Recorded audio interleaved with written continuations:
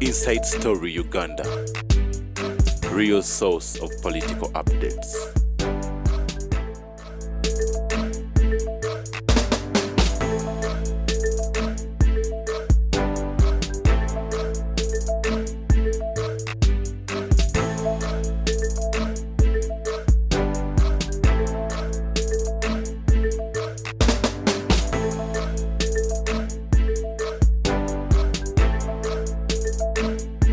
Inside Story Uganda. Okay, omukukula buzenso kulaba. Anti kakati. Bobi Wine umusango ya kutwala mu bantu. Koti yawe. Tebagusaze ne kumusinga. Abantu bagusaze ddi. Ate wali biyo mpaka parliament yataze. Wali biyo gwe bakubya amayinja. N'ababe bazze. Bonna bazze. Ekitegeeza zina bagamba nti koti ya Bobi Wine y'abantu kati nayo yasaze ogwa yasaze ne mara walabye omubaka ataze n'abantu be abaka bali 529 bonna 529 bazze nga n'abanuupu bonna nesha mimmalende yali bagamba nti system ya Museveni nzibu nnyo okulwanyisa kubanga ezaala abalongo tosobola kwegaana katooba waso n'otwala koomu kakati Bobi Wine kikakasa bamuwangula yayina amaanyi ababe bayitamu yatayina amaanyi bakola ki bawangulwa ate tulina okulonda kwa mirundi ebiri okwa president ne parliament bikolwa ku lunaku lwerumu saaza ezimu kakati Bobi Wine alinga omukulu wa bandi abo abayimbi babikola nnyo ayinza okugenda ku embassy ne bamuva visa abadongo ne bagenda kati bannayuganda kye bakola Bobi Wine yiba mu visa ne batwala abadongo bazzi abadongo bo visa baagifuna era ennyonyi baagirinnye yes that's what it means. You cannot deny one.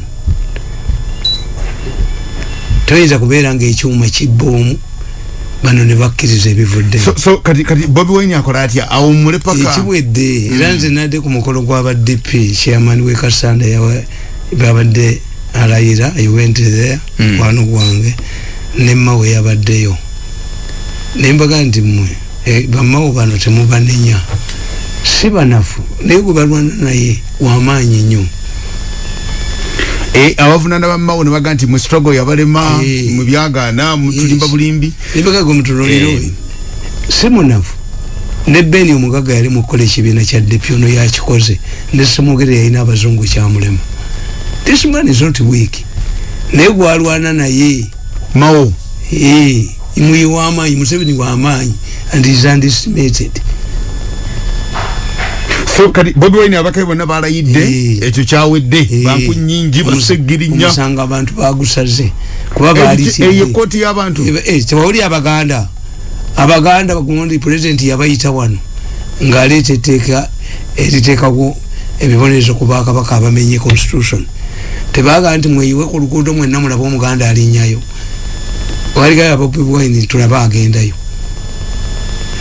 abalayidde babakubye anze bwe nti Bobi Wine agonze kwe kubayita n'abaganda bannange president Museveni ajjabbawo ebifo temubikkiriza temukola mutya kakati plan for something else naye mwene kankubuulire abantu abasinga obungi nze ate bwe ntunuulira ya Bobi Wine ku bannabyabufuzi ba wano ate asikuwalinga nnyo kuba wali ebyo bolowooza balina experience kakati nze banneewerera okunzita kyamaani anti omumanyi yatudde ne munne namuga nti akasajja kabobbola essasi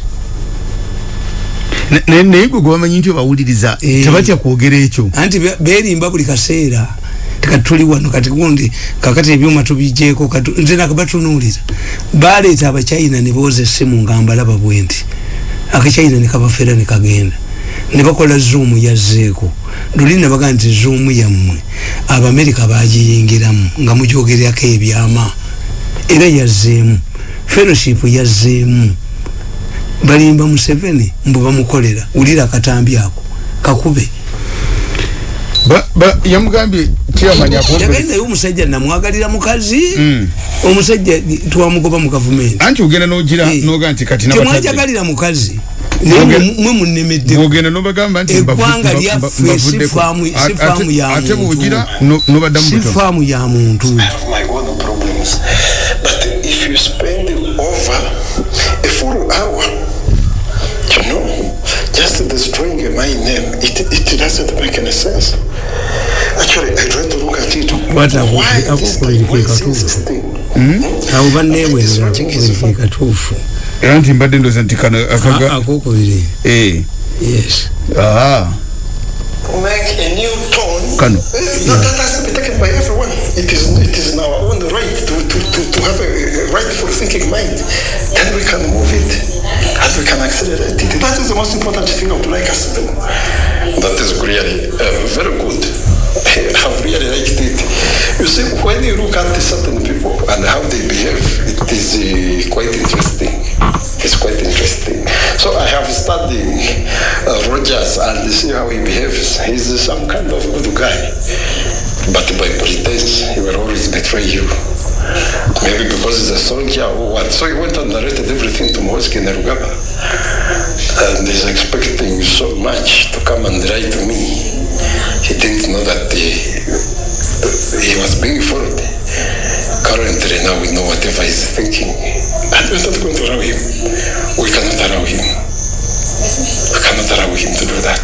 We cannot have another problem. At this time, we are having Tamale Mirundi EBIPYA here and there, destroying our image, and putting a full stop to our continuity. And we are getting more challenges from our own people. Then that is a wrong thing, a wrong approach, and we need to do something about it. You see, I told you personally that there are certain things we are working on, but we might not succeed for one great reason. People are not willing to be twisted into thinking of a new creation at this moment when this one is already damaged. They prefer to first of all repair this one, then they can jump on something new after this one has been repaired. So you allow it to reproduce another one, to produce a replica of the current thing that is moving, the current. So it is upon us to fix what is existing today before we think of creating something new. Understand that. And you see, critically, he was lying to me. Yes, about the whole thing. So when he came around, he was telling me I made a pre-arrangement, he gave me false information. And I based on it, of course, to create something which now seems to be stuck in the mud. It cannot shift even an inch. But the most interesting thing here is that let us organize and go through this mist, because now we are getting obstruction of our sight into the future because of a lot of fracas going on here and there. So I would think personally that, Chairman, if you can spearhead this, you get it, I give you the skeleton of the whole thing, and I know you can sit down, analyze it, and envisionalize it, and practice it. That is what I think, and I know you can do it. We have tested your capacity. We all allowed the downfall of the fellowship. Otherwise, had we resisted, you still had the focus and the vision to take us further. That one I know. Thank you for appreciating. I thought maybe people did not see it, and I thought they were asking blame for the downfall of this fellowship on me. That is what I thought. No one ever thought that. Actually, no one ever thought that you could do. Actually, in the first place, it has been about 4 years with uninterrupted lead by you. Unfortunately, what your predecessor did, for you, it was a very visionary thing. We made a lot of money. The unfortunate thing is that the sharing proportionality was always for the top class, and some of us were taken to be the lower middle. Am I right, my boss? No, actually, it is not we whom you think that we are the top class. It was just that the number was too big, that the sharing was overstretched, that we got very little percentages. And some of you could not believe it. You could not believe it. Yeah, maybe that could be true, but we are seeing mushrooming shopping malls. We are seeing mushrooming, high class top-end apartments everywhere. Where was that money coming from if it wasn't for this? But Chairman, really, you know, really, we have several investments which we had put in place already. We are blessed, we are being given money to do investments from our wives, from our close relatives who are biologically related to the president. So that accelerated us. So it is not a wiseacre move. No, it was everybody's responsibility to build up to that extent. So in the fellowship, it was just an added advantage, but it never was that. As you think that we are all the proceedings that we get, that we had in the revenue share, it wasn't that. It is not the reality. Anyhow, whatever the situation is now, let us look at the way forward. You see, we've got a lot of challenges. You got a phone call from somebody who really told you that they know whatever you're doing and it should be put to a full stop. I know those are things peddled by Tamale Mirundi. Me, I told you that we have to be very decisive. And we decisively choose to move forward. Otherwise, if you listen to phone calls threatening, are they going to crack out our eyes, our fingernails? Are they going to amputate our legs or hands? Are they going to behead us? Nothing completely. And we're not doing anything treasonous. We are just creating a bridge that can avoid or can give us access to the future rather than dying in between there. Well, that is your perception. But you should think about the whole thing.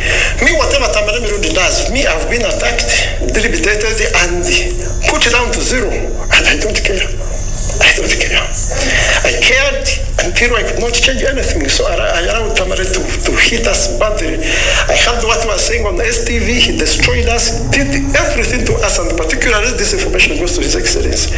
Of course, that one I know. Because the information I got is that His Excellency was also trying to counter-strategy, was counter-strategizing to deflate our efforts. And I know he's doing it, but that is okay. He's going to realize that we're not fighting him. And we're not fighting anyone. But normally it is assumed, according actually to what Tamale Mirundi normally says, that it is a project to fail Muhoozi from rising to power. That is the whole thing. That is the whole thing. So you're not attacking Museveni, but you're blocking Muhoozi from becoming whatever it is. No, but I'm like any other Ugandan. I can choose to go where I want, just like I wish to choose where I want. So if it is a competition to the main, to who takes the top seat in the next destination, then it is heresy to go into a hassle. She's more advantaged and privileged than I am. So I need to put more efforts. But His Excellency is putting up efforts for him. Everything is under the silver plate. It is not like us. And that is the difference. Well, let us not go deep into those things. You know, me, I normally get frightened when you start to go very deep in those things. That's why I normally advise you that why don't you put this on paper rather than discussing only to be heard on radio, being mentioned by Tamale Mirundi and all of that. So can't we really stop, that habit? Can't we really stop it? Anyway, that is what I would also suggest, that let us stop talking about this since we can write and all of us can read. So let us always read. We share these notes and immediately after reading we destroy. There is no need to carry on with anything. That is what I would think. I think you are very right. We should stop talking about these things as simply writing. So somebody can duplicate and take to His Excellency a copy. I would rather talk Tamale Mirundi reports, and I know how to get away with it. But something written is something very dangerous. Nothing should ever be written. That is what I think. When I gave you the strategy, how many people did you share it with? I read it alone and shared it with no one except myself. Well, that is good for you. I trust you for that. But we cannot do this because we are all probed. And we are being perceived as being problematic to others. So we should not write anything. So my suggestion is very simple. Let us do what we are supposed to do. We discuss, we talk, and we go. Whatever the espionage being done against us, soon we are going to find a countermeasure. We are looking for that house. It is going to be well furnished, galvanized, and armored to avoid any kind of espionage. We shall always leave the phones in our cars. Then we sit in, we discuss and go. We have located the facility and we are upgrading it to those standards. So we are not going to stop talking, but we are not going to write anything. Well, that is good. If that is what you suggest, it is okay.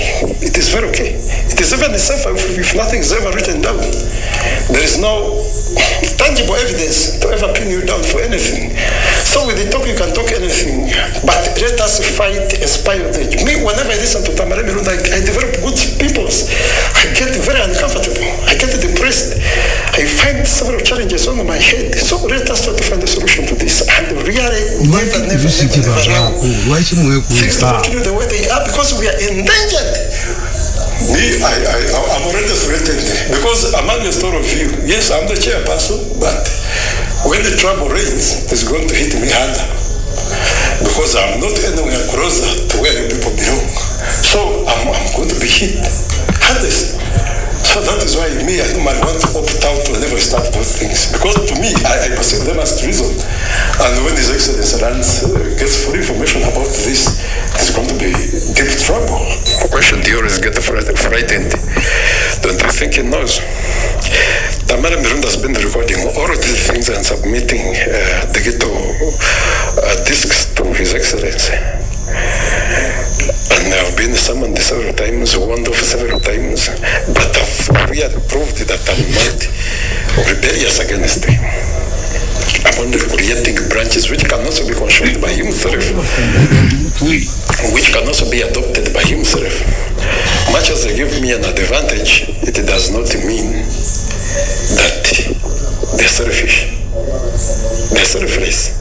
Anybody can take them up. And I'll continue defending my position in that way. Because it is a clear thing. So I don't want to be perturbed. If that is the case, really, then that is okay.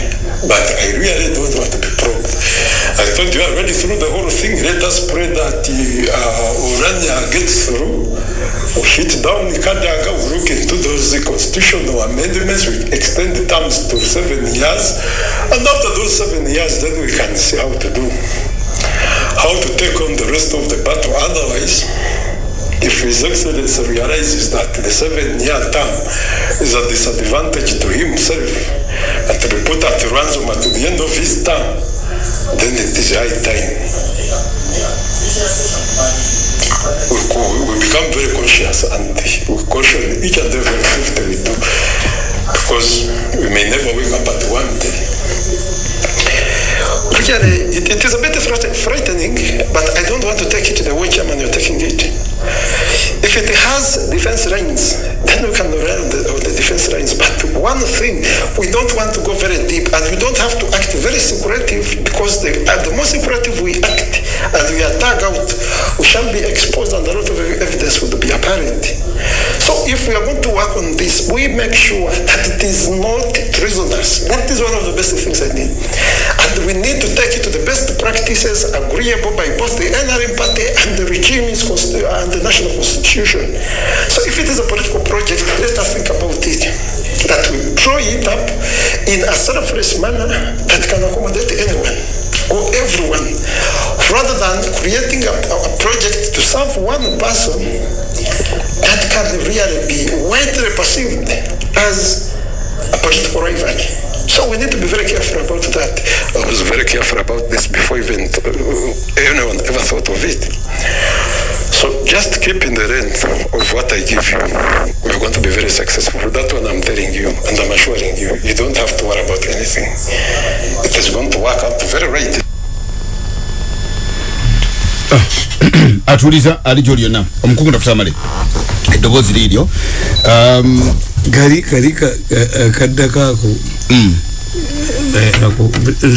the problem yange na only one or two three one. What is the panic for? How can you prepare a burial site when somebody is not yet dead? Are you a witch? Why are you panicking? There is a political virtue. which can be grabbed by somebody else. 2, their methodology of work. We have suffered a lot. John about Jenga Bagamba, President Yamba 7 billion, never zibba. Kakati they are smelling. Is a president is a Linda Kadono. Is a president is a Yazikwa to a project. Never zibba. Is a president as over zibba as what they say. Mugundi yabu. Kakati ba take the vast Marines and Terry. Kakati Kalisa yabadda bugumi nga akomyewo. Kuba president yali asasulia program ya Kalisa nga tampa ya Dech 10. Yabadda ko anti group yabwe era yemu yeyo. Nti era baddemu bakozese embwa yabo. Travel bali batadde wakakiika akafu. Babye 7 billion. Kati pro mbubagala bagalewo TV zonna. Batekewe mumbwe bagito nkubenyondo ne TV bana mwinja Linda Kadono bavuka mwinja Kadono Tamale elukiru yu bagala TV zoneza mbu ansindike anti nina popularity ka TV kizibagala okugala tikati yakalisa yaganye byagambi chairman yagambi it's too bad for Haji Kalisa he destroyed this uyo musajja yagenda program TV ne Kalisa yabadda komiza umuwanga nabadde mubetente omutwe okwate bamanyi nti kateka timuwanga kwatira anti strategy empya embweddeyo era nali Kalisa kyali yakoze okola muwanga Kalisa kyali yakoze nti akakiiko kafulume tindiko Museveni yanonze era aba NBS be basooka bali betente omutwe Kalisa akakiiko akali fake babyeze no 5 zange bazibbi kakati ekyokusatu if you are planning for the whole country, how can you sit as a group of criminals? No, but you don't have to sit as a whole country to plan for the whole country. Most of those people were indicted by the International Criminal Court for organ extraction and export. What if they are protecting their own interest? I think it's basajja mwekamba bulire. The Mao yagamba, the enemy of my enemy is my friend. Chairman Mao, is it on? Ngaba mupulani ngira muhozi. Kati mi declare openly, I'm supporting muhozi. Mugenda kulaba mezani bwe wanika. Oze kumuhozi?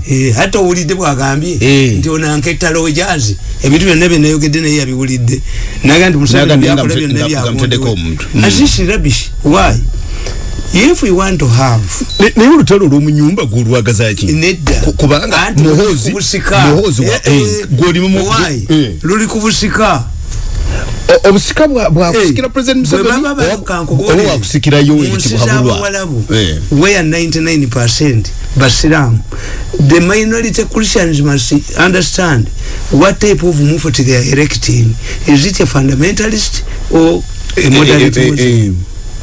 Kubayizo kuleta imani kali naganti tuwabera kuba haleluya wano. There are 3 catchment areas for the successor.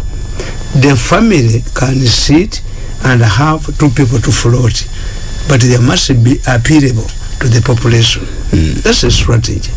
Another strategy is a candidate produced by a party. Nga Tanzania. You can also influence in the opposition a man who is not hostile to you at Abasibe. Southern Africa. Ono ye President Irana libwe bali bambabazi. President Elisa nabanakula iranti bakomyewe emyaka 7. Tamale kati chakada ko chiwulidde chebaliko buli mbaka parliament bamwadde million 200 bagala million 200 bane bitano okola embaga million 200 buli muntu era bagala gunde bagala tebagala security ballot abawangulirayo omuwulidde nti olanya bwajja alete ekiteeso Kadaga yalete ekiteeso ekyo kya bulimba. Kadaga there's no speaker who has a veto. If the NRM has a majority, what's the role of a speaker? Because motions are brought in 2 ways. Obagala olanyalete kiteeso nga abalimba kubola nyabo muli na kuzonozo nanga baga omwami yatugamba doyo yagambye mbumali sangwa nga muogerako. Yes, mwatula ni mugambo we Baganda use the condoms. Kati yagambye mbwa going to look for people like Hamu bani otujukira kati goli yabuuza nti are we laggages tamalira katono ekyokubiri nedda ulira mpe ekyokubiri ndio kendete cha nti olanya bamutembeya kuba batya Kadaga nti bo balowooza nti ene boda ina potential y'okufuga eggwanga. What's the relationship? Their attitude towards Muhoozi is the same attitude they have towards Kadaga Bumbite Babagala. So it's one. Let me tell you, I did the logic. Let us examine the role of a speaker. Can a speaker veto emotion? Can a speaker influence motions? Normally, is the government a lead of government business who brings motions. The Prime Minister? Yes. If it is a private member's motion, government must accept to meet the financial implications. Certificate of financial implications. Onomwami yagamba, he prefers to work with the Northerners. Fetal use the condoms. Abayistana basiru. So, I dismiss the argument. Nti, tujja kuleta motion is 5 or 7 years ani, Kadaga has gone. How can Kadaga prevent a motion a speaker? Ekitegeze Olanya is being brought by a sinister motive.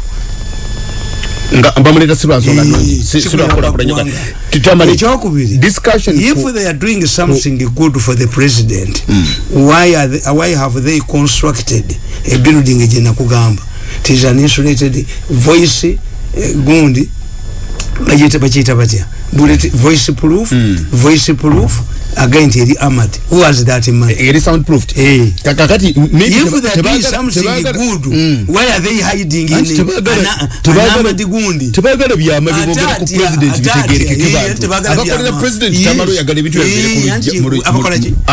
President. And if they are doing good for the president, why are they fearing to this spying it?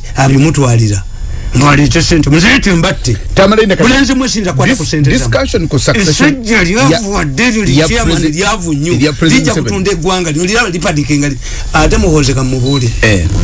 agenda soma akatabo keta Shakespeare omusajja yagamba atya ti gondi shaped heads people with such a heads are dangerous akasajja kukabi nze kankuzeyo kazungeno katwala olugamba ne kadde that boy is very dangerous. Let's talk about him. Let's talk about mukwati ku sente zange President let's talk about President Museveni's succession. Kubanga the discussion about succession itarinze nti buli wetuva mu kalulu mukuru ayagala yinga yali tajja kufuga gwanga lino buli wetuva mu kalulu tajja kulifuga tutandika okwogera ku succession agamba musate omusajja samukwanira mukazi omusajja niyo wakala kitatiso netubaleka ekisanja kiramba nga twogera ku succession embozi ya succession tekaddiye nabagamba nti ontayina fallback position ye yatamira kiri mu mutwe gwe ani atulokola mu kino President Museveni kuvayo kutubulira abantu bali aweya ngolanga linda kanwe badukabo eye nyumba bayasibe jikuba lwachi babazo kechechiwa zemanye kiri mu maje nyumba cyo bajja banga mwe bali fuluma vu tekiri Amadi ndoza nacho kiri tuyamba Amadi bayingira bali Amadi oli ali bali musangawo ba nakubira mu ndobo kantu yapuse ko kajja kola tekajja kola bote bali Amadi if you are organizing a succession it must be an open field. It must not be intended for somebody. Tamale, challenge you know one. Constitution ya Uganda is very clear. Singa president ya Firano Rwale Mtidireni. Vice president ya taking over. But everybody is preoccupied by Okorowoza. Vice president, vice president of Uganda is not a vice president for continuity. The constitution. Yes, 90 days. Kakati under NRM. Bagamba ani anete Korubengo.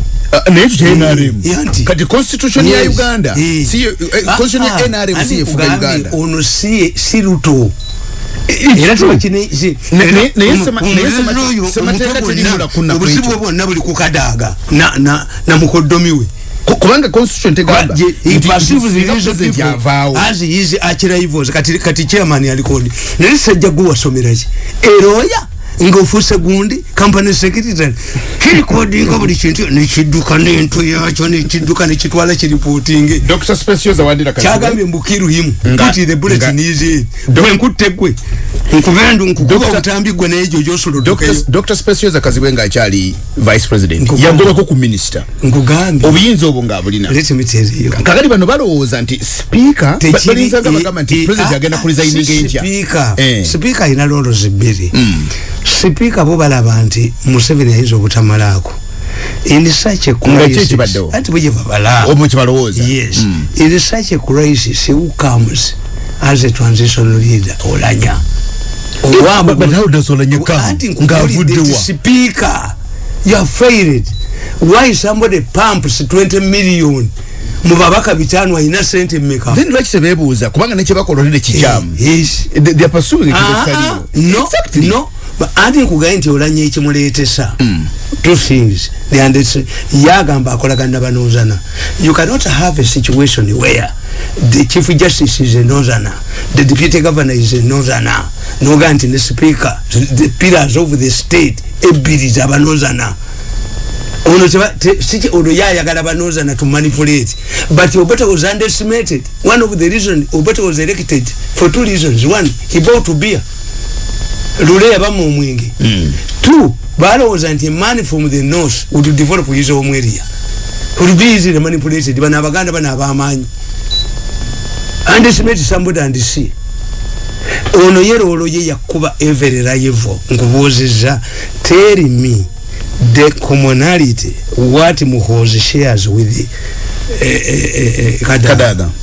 Which means this man will fight everybody he perceives. Ebyo gundi yabikola mbuyiko inange yatabane bonna akolechi. That's a person is very dangerous. Ngasubira okusikira jalo. Ngasubira okusika. Era yakugaye nti busente zote zina kubanga ezo buli mbaka parliament bamwedde milioni agaga. Bagala security ballot. Bazwa dedi. Bazwa to celebrate. Who has that type of money? Tell me.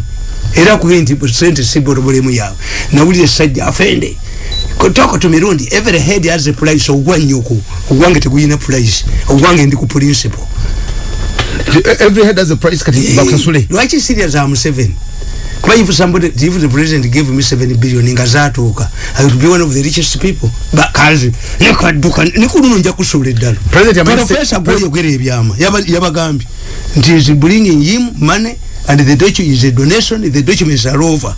Katiribuga, Toliako to Gwenjo Kuvata, Professor, I will kill those boys. Let anybody touch my money, you will still not. Nobody took the money. Tebazi tuwa? Indala. Ewe ya tegere day. Tine programu. President Museveni yenga kwa agada nyu. Na kwa senega babaziba. Kwa kuongera babaziba. Yes. Bilioni musambu bazi baba abana. President Museveni tamanyiga kutusa ku sente za kwagaliza. Kalisa n'entwe kalisa akomawo. Nabingenda kubetenta muwangu omutwe. Kuba bati bamanyi nti mbambi manyi. Anti ogenda n'obitobula nange ne bintabula. Muwanga to kuba wachi. Anti kuba atuma akomewo mu program eddeko. After Kalisa sensing danger to the president realized nti afuna sente za bwerere program yavaako da. That program was being paid for by the president himself. Nabaga sente muzijeyo baza katika lisa na duka demu wako zisembwayi nganze mbawulira kana akatambi bwenka kuba kano kaba kamabega nnyo. Okay, Tamale kati out of do mpakana mache bagambi baga nti akaddiye gwe muzeye akaddiye enecho ekicha ku discussing baga muzeye akaddiye atandise n'okuvuma abagenyi. How can he abuse visitors that are the idiots? Enecho ngaba dacho ogera bagamba mbuno omukolo gwabaddeko bazukulube. You see omuntu bwakaddi bwalowoleza mu bazukulube abategese omukolo baana baani nafa ababadde twade bana bazukulu ambwa abategese omukolo abatuziza abagenyi. Is that a problem?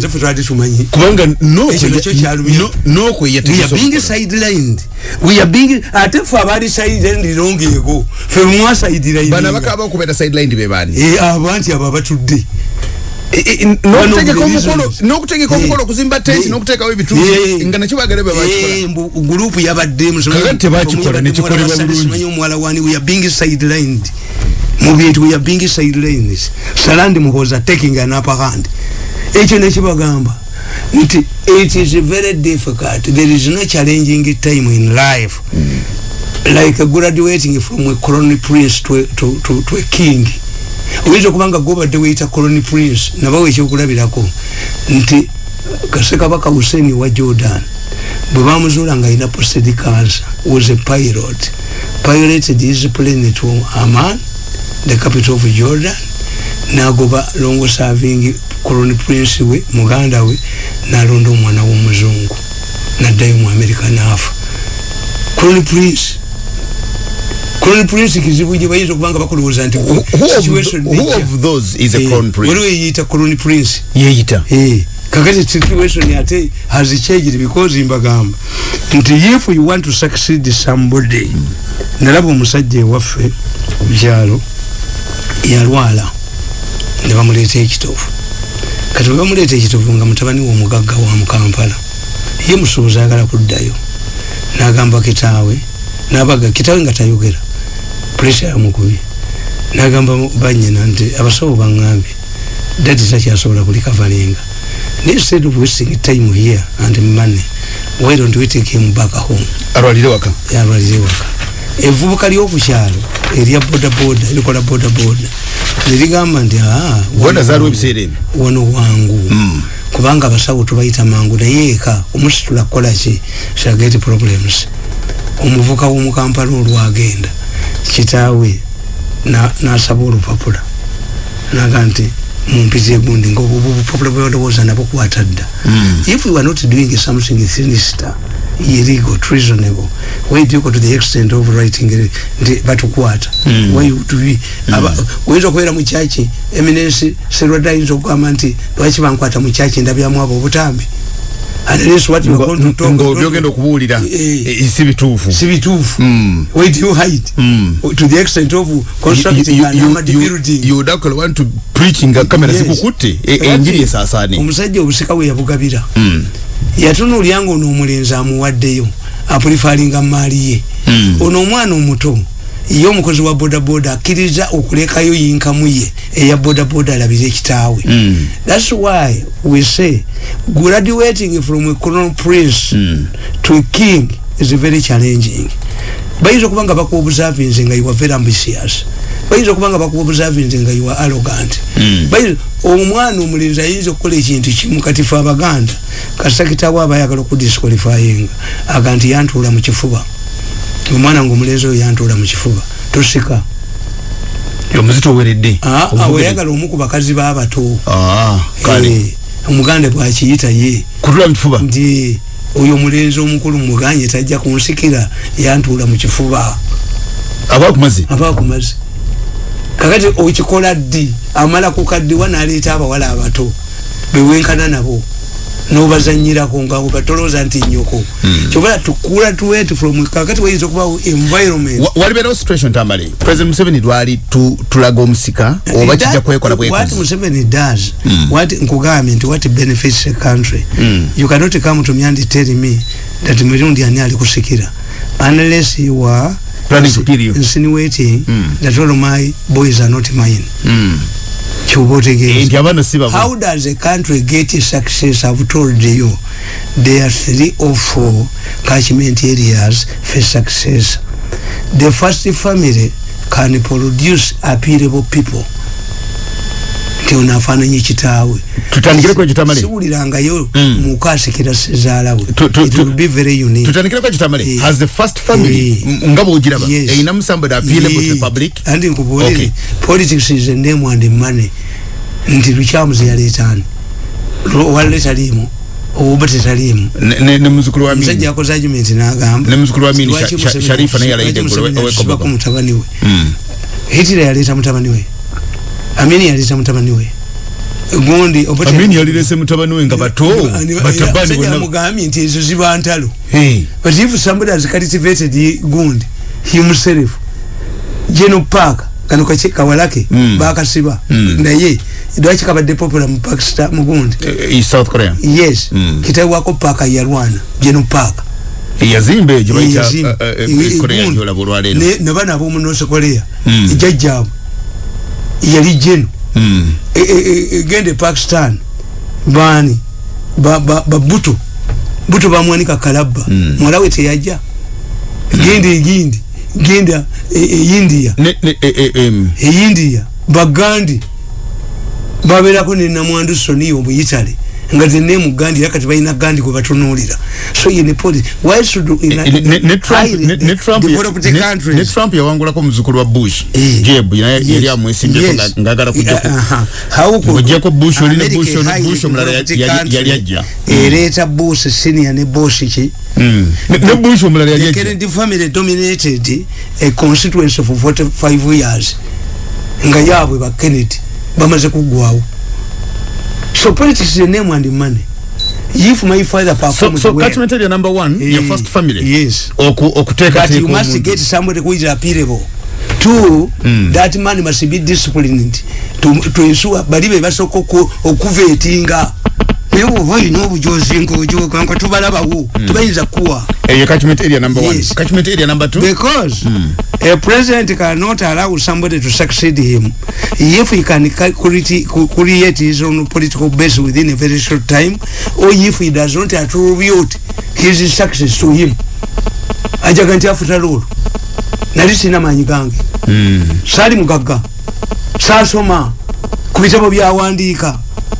Kakati okubiri ngekyali kize e Burundi nti lwa Nkuruziza kufa naye okuleeta Ndayishimiye Evarist baali bamuwadde n'ekifo mu constitution nga bakita supreme guide bagenda muwa sente bweziti atule wali awumule akola atya agaidinga yambe simanyi bayafa butwa bayagala twasati ogenze gendera ddala simanyi bayanywa butwa yafanze kimanyi nti yafa mutima biyo wa Cameroon yali president bamuitanga hijo nga bia vice president wa hijo bia nakolaga na doketa mu Faransa namuga nti omutima gukuba bubinyo bomala kuba president omwezo ofana abuta bagenda mukebelanga mulamuteke naye agala okudda bia namukuba mukomera so tricks tuzita Paris schools. But another area is the party. A party can produce like Tanzania. You can at 35 years you would even influence the opposition ngabu wagamba wan ti abava mu opposition manya abava mu chama cha mapinduzi bebalagawa kuba be bayina good yes kakati a party opposition a party a family member and a good an independent man ke gundi kakati ba peloti bani mu America batandise okujja lwaki muka Clinton yajja mukono ajavuganye nga bayavuganye. Politics is the name and the money and the contribution of you rely on the shoulders and the contribution of your parents. Yes, uli mutabani wani. Parliament inzo okutuyamba okushaping a succession. Anti kakati boche banu. Nenda mbuza kati opinion yo. Opinion yo nga political scientist. Ayagala mugema na mulangiriranga uwe. Kakati tuve koli. Ayagala chief justice na mulangiriranga anti uwe. Naye okusinzira ku problem. Okusinzira ku gwe. The man is selfish. Olabanga parliament esobola okutuyamba okushaping a succession story. The moment Museveni tuvakoli yagalizolanya Museveni consults an idea emerges from once negena museke negena mupati. If this time comes, that's why I'm telling him, you boyise wonyo chikwete yali ayagala nnyo nyeri namuganti jana wacha speed wacha yali ayagala kusoka mukapa gundi namtekateka gundi so yina mpisa gundi tula bamutekateka population you can even scare the population batekateka mtekete yes bamutekateka najjo oluvanyuma bagembu muzeeyi akaddiye agende muzeeyi akaddiye nufene tukaddiye mulaba ninga bwe nali 10 years ago nekiwandika ko wano kabasomera tugenda kasoma kanonga tukomyewo nga tuvudde birango naye njagala okulaga Tamale parliament yatekize shape it is clear obwa president kintu kinene. I also have interest to pursue in this country. That's why the interest is zange. Even if you kill me, you cannot force me to support your project by coercion. You had the authority to chase me from State House. Wali wasezala. Neno omutwe gwange oguno abemengo bibagamba. Obato ompagi, obato tuwagere sese kuba omutwe no omutwe gwa. No omutwe gwa gumba. Katonda emitoti jija mengo. That's why I disagreed with these mengo people. Atabagera bya fast lika jango byogere wange kubenyondo omutwe. 2 kakati sofa otafire bamubuuza nti kugenda kuwagira ndi mukalulu kwa president naganti bayo tafire ali fun that is a stupid question. So far I've seen one candidate omanyiti besi declared yali nominated before Museveni yaga kati njogere kwani this only one candidate mani yali nominated before Museveni anti party ya mulonda before FDC did everything launching a manifesto kuba babibeno zina babulira tosobola kukola bantu nkaga kukolera manifesto basi magolinga ebintu okwijja kongo bakutudde mu ndi guwandika economy guwandika kuchikuchi kati ebintu bya Museveni babise magolinga ali ono najja akola ki najja afulumya manifesto FDC ya kopa ya NRM tuweza kudira bantu bajifura this is a task force to write a manifesto.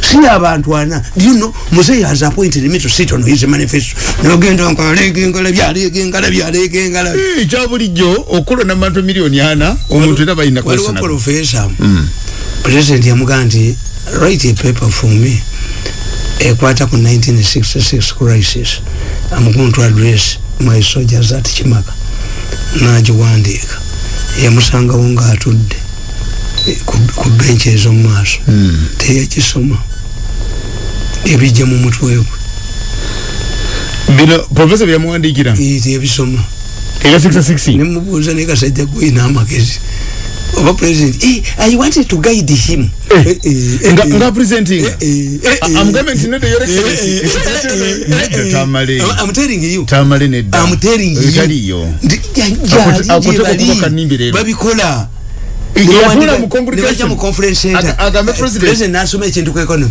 exactly as we did it ngala bizabu sejembe because they want to be ndena mulagira era gundi yo kyechamuso manyacha sura yona gunde kyeyune bwe yatudanga ne president ku mukolo ngasebo bwe nakusaba kino no kikola ne nkusaba wekiso sije kyamusura ngire kyeyune era sebo ngaba nakusaba kino no kikola ne nkusaba kino no kikola na kino nkusaba okikole that's the president rely on you on your ideas you would even be happy that what you said yechikiriza is included but you don't go and ulichogera ulichiwandika mu kitabo kyonga president yafunde ko no gandi namusaba kyo lekyo you think nti baleni ni bitabo ebyo nabe babiwandikanga where could they get time somebody can assign you but it does not mean to wanika omukono seba a statement siwe yabadde bwetyo ndoza abawandisi bo agikyusira n'olingana kiringa ngaba nagamba okukyogera sebo n'okyogera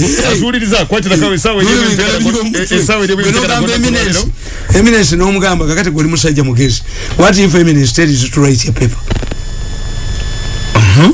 bwananga kugipresenting ngati awusube watufa era batu nebe eminence kanokera bi de fact you know that for me I don't read. Why? I don't read the speeches.